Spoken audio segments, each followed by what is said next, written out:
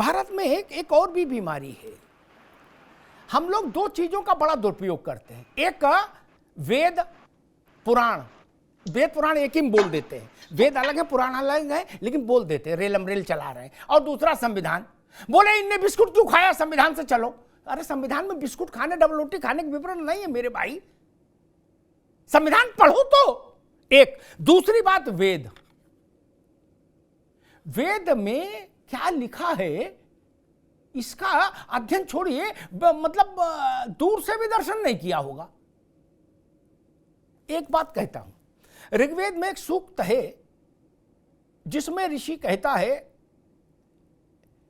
कि जहां से भी ज्ञान के प्रकाश की किरणें आए, अखिल ब्रह्मांड से, अखिल ब्रह्मांड में सब आ जाता है, जल थल नभ सब, वहां सब उसको स्वीकार करो।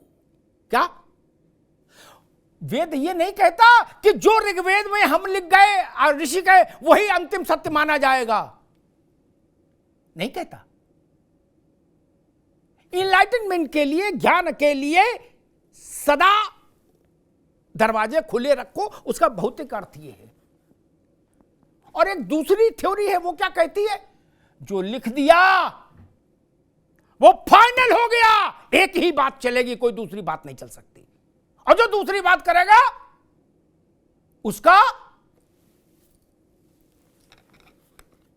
क्यों भैया, ऐसी बात किसी ने लिखी हो, वेद पुराण बोलते सब लोग, ऐसा उदाहरण कभी नहीं दिया। ज्ञानी सब हो, वेद हमने पढ़े, अरे भाई पढ़े तो बताते ना। और जो किताबें हैं वो मानती हैं कोई तर्जुमा, उनमें कोई संशोधन हो सकता है क्या, नहीं ना, क्यों नहीं हो सकता। इसीलिए कहता ये पक्षपात खराब है। आप सारे सुधारवादी कदम के लिए बुद्धि इधर ही क्यों लड़ाते हो, राजनेताओं से मैं कहता हूं, थोड़ा सुधारवादी कदम के लिए बुद्धि उधर क्यों नहीं लड़ा लेते हो, लड़ा लो ना, हिम्मत है, साहस है। नहीं साहस है। आम आदमी पार्टी के एक मंत्री था, बाद में हटा दिया अरविंद ने उसको, केजरीवाल ने, उसने हिंदू देवी देवताओं के लिए अनर्गल प्रलाप किया। मैंने पूछा आम आदमी पार्टी के नेताओं से कि इसका 10% ड्रामा किसी दूसरे धर्म के लिए कर सकते हो, अरे बोले अग्निहोत्री जी मरवाओगे आप क्या, सारा साहस यही दिखाओगे भाई, यही दिखाओगे। अरे आप राजनीति करो ना यार, चुंगी का चुनाव लड़ो, नगर पालिका का लड़ो, लोकसभा विधानसभा लड़ो, हारो जीतो, जो समझ में आए करो, काला सफेद। आप हिंदू धर्म की व्याख्या और भाष्य करेंगे, धर्म को नासमझो से ज्यादा नुकसान होता है। जो जानकार नहीं है उनसे नहीं, जो जानबूझकर दुष्प्रचार फैलाए उनसे नुकसान होता है।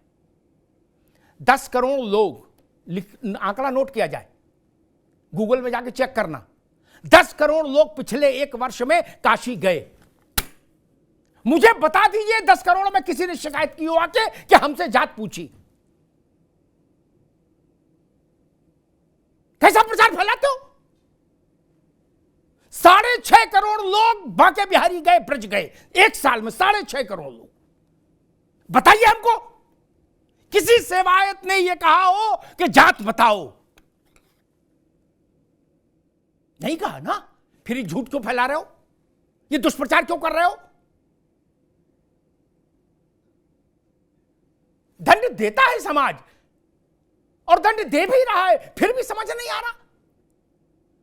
राजनेताओं को दंड देता है समाज, दे रहा है, फिर भी वो अपनी मर्यादा भूल रहे हैं। उनको अपनी सीमा में रहना चाहिए। यह विषय राजनेताओं का नहीं है।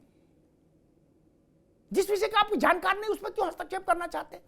दूसरी बात मैं कहूंगा, आतंक का हर स्वरूप दमन के योग्य होना चाहिए, निंदा के नहीं। निंदा में एक भाव कायरता का भी है। बोले दरवाजा बंद करके अंदर से निंदा कर देंगे, नहीं।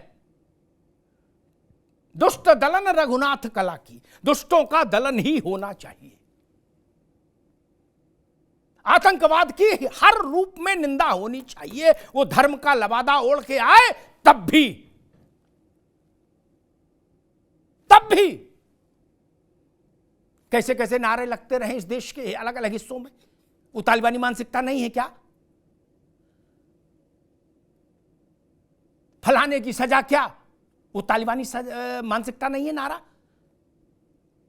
इसी के लिए तो कहा गया कि भाई तालिबानी मानसिकता का उन्मूलन होना चाहिए। इसमें भी नाराजगी है। क्या आप ये चाहते हो नहीं होना चाहिए उन्मूलन? अलीगढ़ यूनिवर्सिटी में पढ़ने वाले बच्चे, उनको क्या समस्या थी कि हमास के लिए रैली निकालेंगे? उनका क्या लेना देना हमास से? कोई रेड क्रॉस सोसाइटी के काम करने गए थे? नहीं ना। और फिर आप इशारों में उनके पक्ष में खड़े होंगे। और जो लोग संविधान की सबसे ज्यादा दुहाई देते हैं,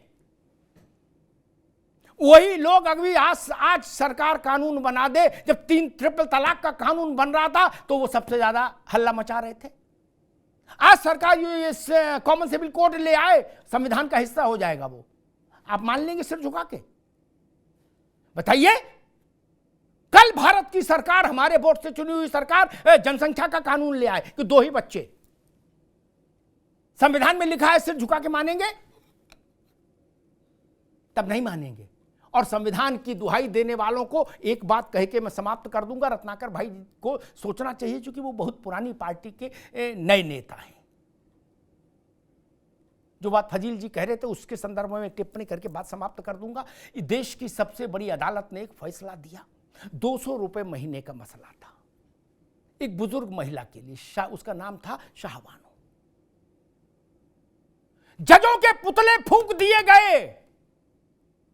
पार्लियामेंट में जियाउर रहमान अंसारी ने कहा, तेली और तमोली से राजीव गांधी जी ये काम कराओगे तो यही होगा।